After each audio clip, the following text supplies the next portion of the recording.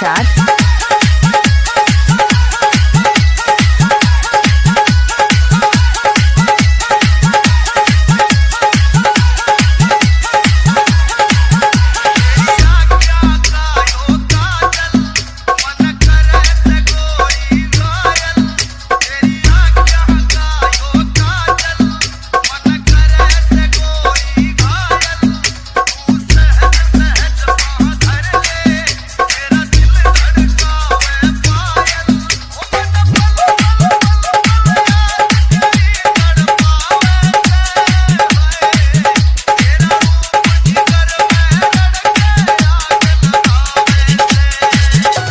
DJ Durga Nishad.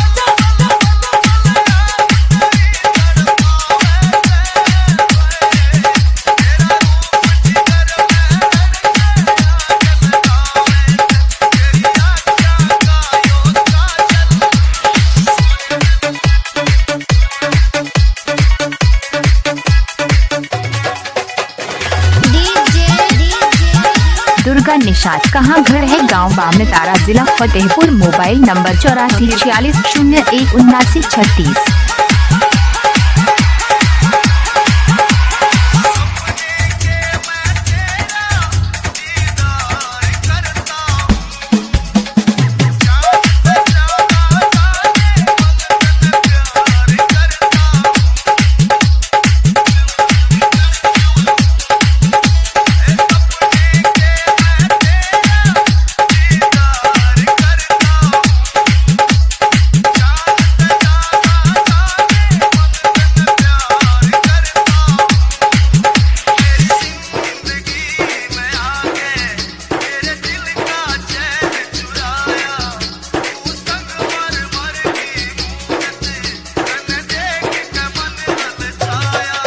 DJ Durga Nishad.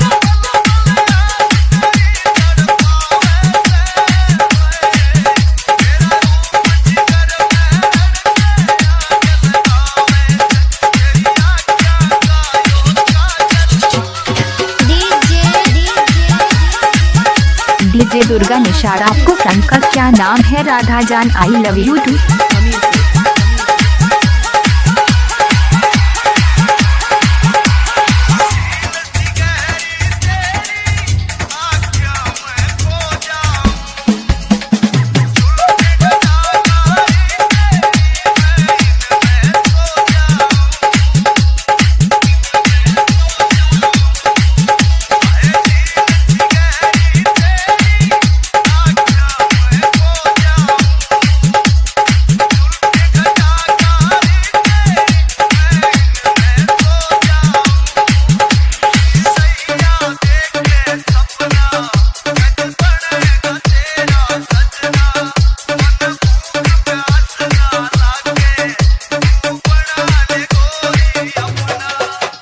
DJ Durga Nishad.